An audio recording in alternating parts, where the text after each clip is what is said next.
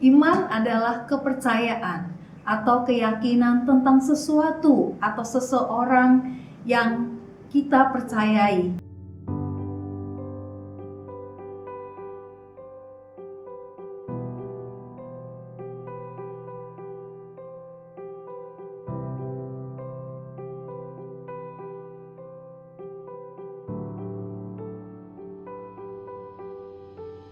Menurut Ibrani 11 ayat yang pertama, iman itu adalah dasar dari segala sesuatu yang kita harapkan dan bukti dari segala sesuatu yang tidak kita lihat.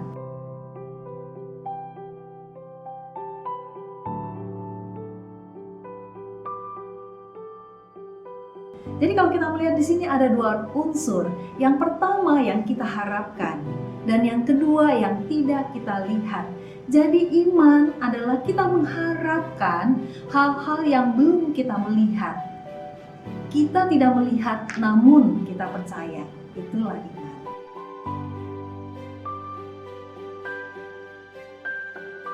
Hidup beriman yaitu kita tetap percaya dan meyakini tentang sesuatu atau seseorang sekalipun kita belum melihat orang tersebut. Nah, hidup beriman menurut Kristen adalah hidup yang berpusat kepada Kristus. Sekalipun kita belum melihat Kristus secara fisik, tapi kita mempercayai Dia, kita mengandalkan Dia dalam seluruh hidup kita.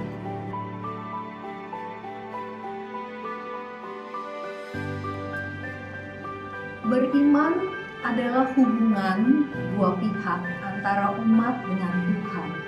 Ketika kita menyatakan diri beriman, artinya kita sedang mempercayakan Tuhan, mempercayakan kehidupan kita kepada Dia, masuk ke dalam sebuah hubungan pribadi dengan Dia.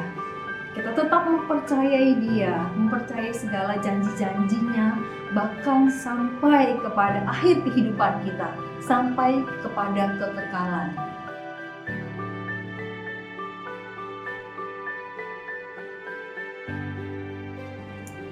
Iman positif itu adalah mempercayai Kristus di dalam seluruh aspek kehidupan kita, mempercayai Dia secara totalitas sampai kehidupan Kristus mempengaruhi kehidupan kita. Dan artinya di sini bahwa seluruh tindakan atau perilaku kita memperagakan kehidupan gaya Kristus. Artinya ketika kita percaya, kita bukan hanya mengharapkan hal-hal yang baik, berkat, ataupun mujizat. Itulah iman positif. Percaya kepada Kristus bukan berarti kita bebas mendesak Dia dengan segala permohonan keinginan kita. Percaya kepada Kristus artinya kita menyelaraskan segala permohonan kita kepada kehendak-Nya.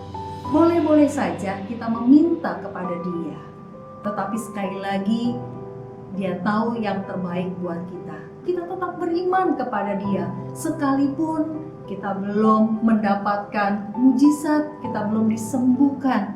Tetapi jika kita beriman, kita tetap mempercayai Dia, yakin Dia hadir dalam hidup kita.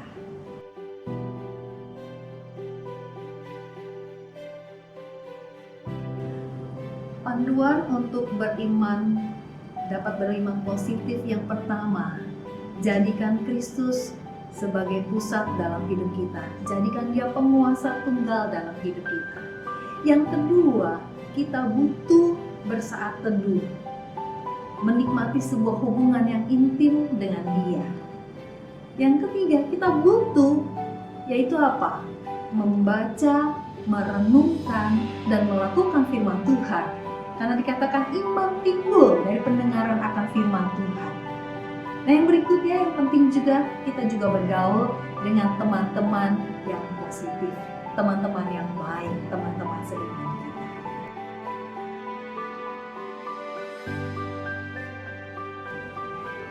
Iman itu bersifat personal.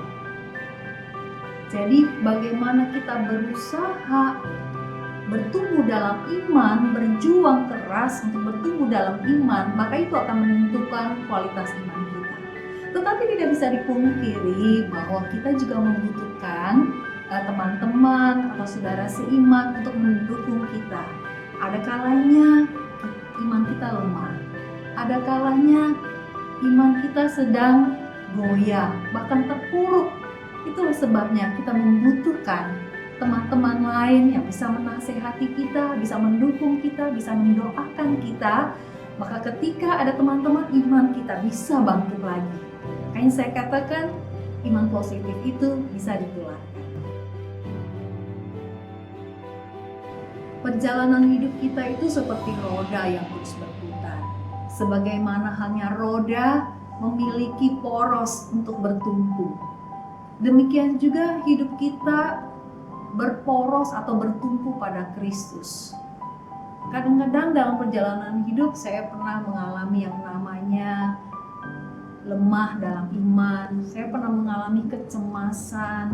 Saya pernah mengalami kegagalan. Bahkan kalau boleh dibilang, pernah saya di satu titik saya merasakan rasanya saya begitu lemah.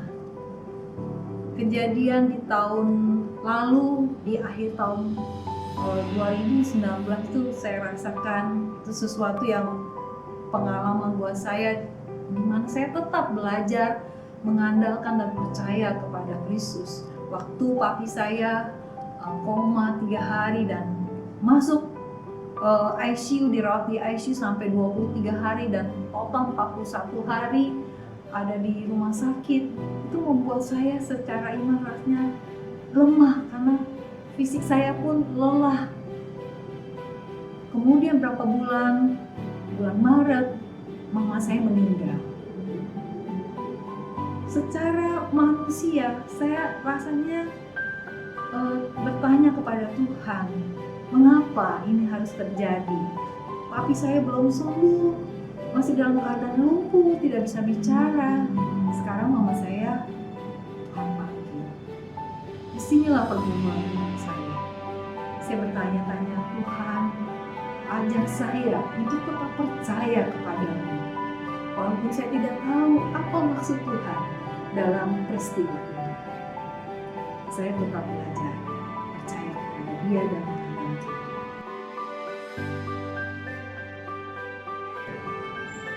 Teruslah belajar mempercayakan hidup kita kepada Kristus. Andalkan Dia di dalam segala hal dan selaraskan kehidupan kita atau kehendak kita kepada kehendak-Nya. Bahkan nyatakan iman kita lewat perkataan, tindakan, atau perilaku kita. Kadang-kadang tangan kita lemah ketika kita berpegang kepada Kristus, tetapi biarlah tangan Kristus yang memegang kehidupan kita supaya kita tetap kuat menghadapi